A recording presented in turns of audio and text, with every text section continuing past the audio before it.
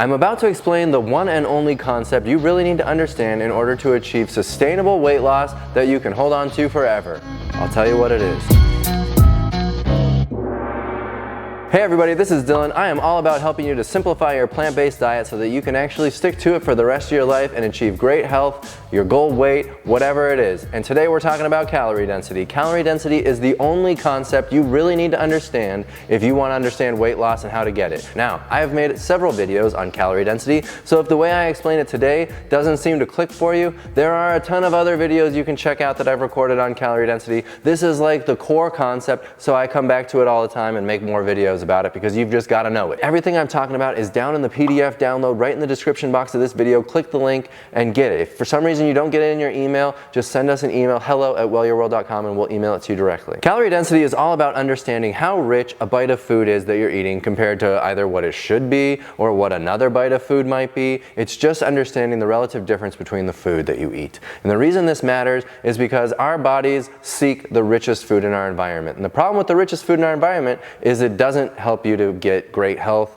to be thin, or any of that. The richest food happens to be the most unhealthy food. All of the food we eat, whether we make it ourselves or we go to a grocery store and buy some packaged thing, or whether we eat it at a restaurant, it's all going to be designed to taste as good as it possibly can. The trade-off is the better it tastes, the richer it usually is. And the richer it is, the harder it's going to be to keep our health in order and our weight in order. 3/4 of our population is overweight or obese, and that's because it's so easy to make food rich and delicious, what most people consider delicious. And this has become a problem because in our natural history, food was very scarce. It was impossible to get all the scienced food that we get now that's super rich and palatable. It's designed to hack into your mouth and make you sing and dance and scream and love all of the bites. Well, that's a problem because it's not a very healthy way to eat, unfortunately. You've got to find the rich, whole, natural foods, and you need to learn some new techniques to make them taste good that don't involve adding a ton of richness, which clogs the arteries, causes type 2 diabetes, increases our cholesterol, our blood pressure. The goal of all of this is to try and recreate our natural environment because that is actually when our human bodies were the healthiest. We didn't have a bunch of heart disease and strokes and all of that back a few thousand years ago. It was very uncommon. And that's because we mostly ate all whole natural food. So we need to recreate that old environment today, which is really hard because all around us there are rich foods everywhere. Restaurants, grocery stores, convenience stores, friends, family, happy hour, lunches, everything is too rich. That's why virtually all Americans are affected in a negative way by this. Virtually all of them. How many older people do you know that aren't on a blood pressure or a cholesterol medication? And if you ask them about it, what are they going to say? Well, it's just a couple pills. It's just a thing. That's just what humans do. Science gave it to us. It's a beautiful thing. Well, the problem is all those drugs have side effects. No one wants to be on it. And by the way, if you're on a drug every day for the rest of your life, it means you're sick. It means you're not well, and it means something in your life is not right that you could fix. Because not every adult is meant to be sick such that they need to take these drugs forever. So we can fix this. Now let's talk about calorie density. Calorie density is all about trying to eat as much volume of food as you can while eating the fewest number of calories as you can at the same time. You do not want to be in a situation where you're eating regular rich food that you're used to eating for the past several decades, just in smaller quantities. Why? Because you're going to be hungry forever. You'll be starving,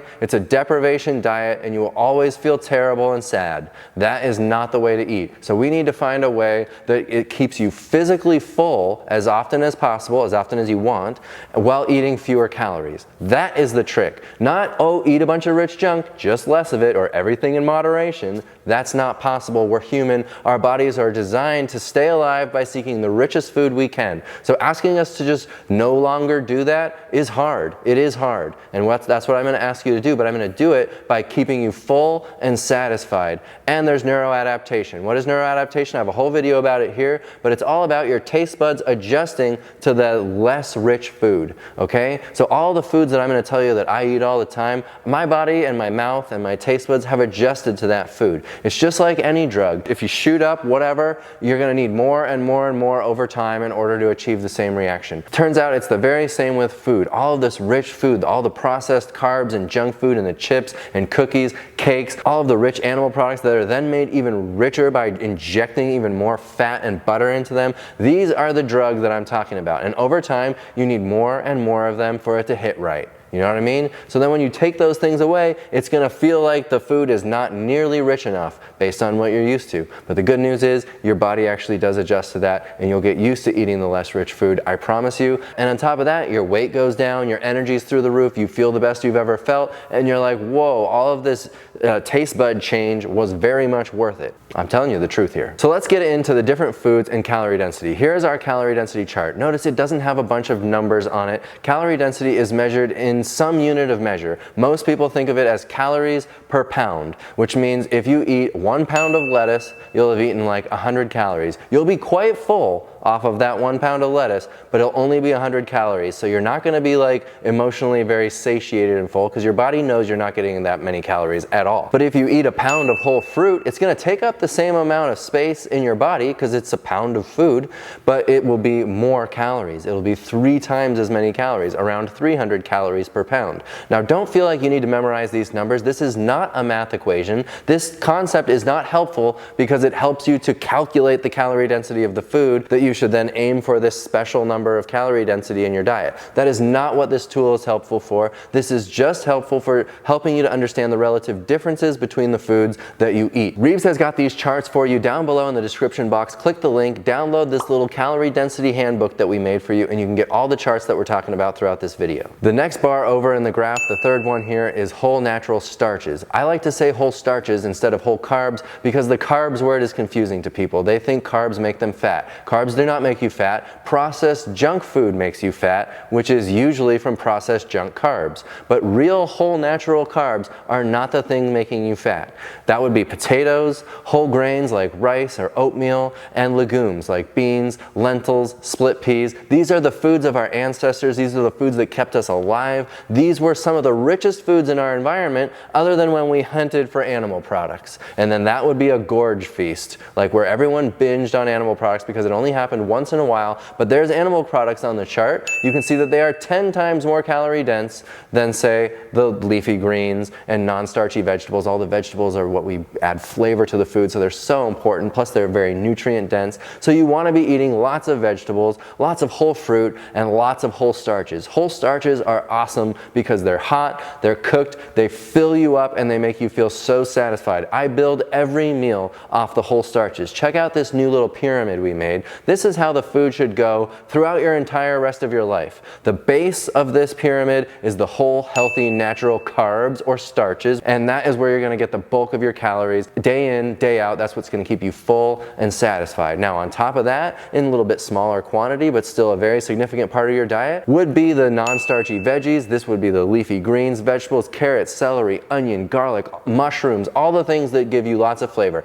Don't get into the nitty-gritty here. I know Mushroom's not a vegetable, it's a... It doesn't matter. It's still in the non-starchy vegetable category for our way of eating. Don't overcomplicate this. I'm trying to simplify your way of life, not make it more complicated. That's everything in that category. Then you got the fruit. Fruit adds a lot of enjoyment for many people. Whole natural fruit, not necessarily the dried stuff. You can see the dried stuff in this pyramid too up top because it is a healthy way of getting some richer calories, but you need to be aware that it is much richer since the water and the weight from the water has all been removed. It's not going to fill you up as much because there's less volume going in. There's less weight going in, but it's going to be a lot more calories per bite.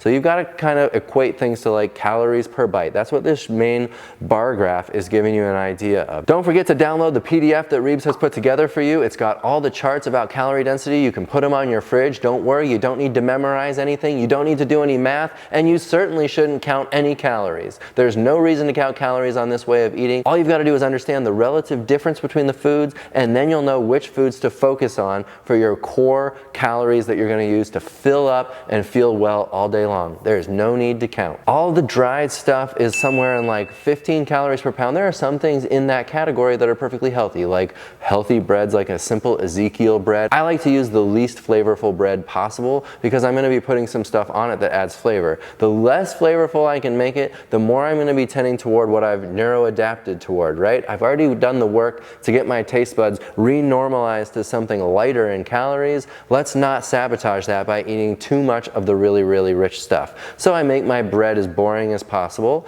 and I put some stuff on there. Maybe I'll even put a little avocado once in a while. That's really rich too, but I'm only going to do it in small amounts, and I understand that I shouldn't be building entire meals off of toast with avocado on top, because it's not going to help me with weight loss or my health. So now I know that that is a perfectly healthy option, but it should be treated as a treat. Up from there would be the extreme junk food, the chips, the cookies, cakes. All of the junk food is like 18 to 25 times richer than just regular old veggies. That's an important consideration, because you might fill up on the same amount as you would have on all those other things in the good categories, but you would have eaten way more calories. Look at oil. This is one of the reasons why we don't eat any oil in our diet. It is nothing but pure fat. If weight loss matters to you, eating oil in your diet is not doing you any favors. That's just a bunch of extra calories that you got to do something with. And the thing about fat is you store it. Fat is our body's secondary fuel. It's meant to be burned when there's no access to the sugar, the carbs. Those are the main things that our body burns. Our brain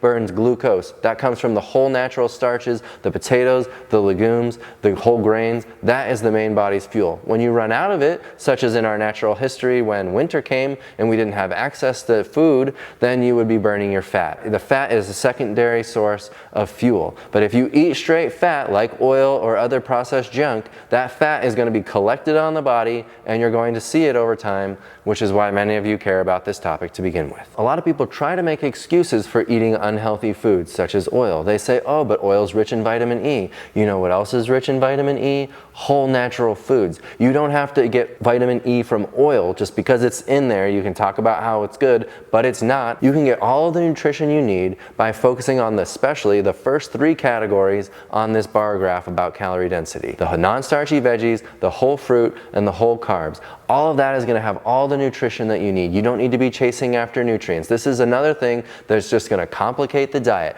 I know some of the plant-based doctors love to educate you on all the cool little things that are in every little bite of food. What you can do to your food in order to extract the maximum amount of nutrition out of it. That's interesting information, but that's all it is. It should not be useful information, frankly, because what you need to be doing is focusing on just eating a whole natural diet of simple foods, simple easy meals like the ones we do in our hundreds of recipe videos on YouTube, and that will keep you sticking to this thing for longer. If you get into focusing on extracting nutrients and all these fancy little cooking techniques to try to maximize the health of the food, you're going to be working so hard that you're just going to burn out and give up. I know, because it's happened to me too. It's way too much work to be perfect. And is the goal really to live until you're 120 years old? Or is the goal to live really well no matter what your genetic age of death is going to be, and then just drop dead like that? That's my goal. I don't care when it is. When it is, hopefully will be as an elderly person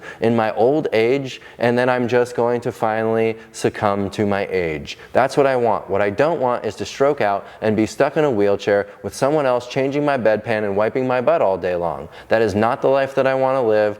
I hope someone will find a way to pull the plug on me if that's what happens. But it's not going to, because I'm setting myself up for the greatest possible chance of success I can by focusing on eating whole natural foods throughout my life and enjoying all the things during my life that I absolutely love, such as my baby little boy, and another one coming right away. If food is the thing in your life that brings you the most enjoyment, then I would encourage you to start to reprioritize things in your life.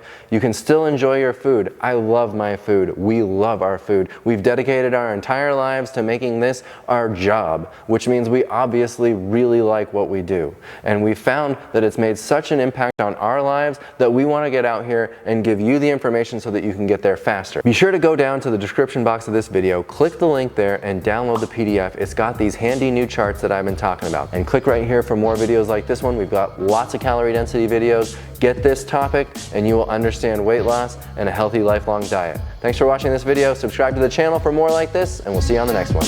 Bye.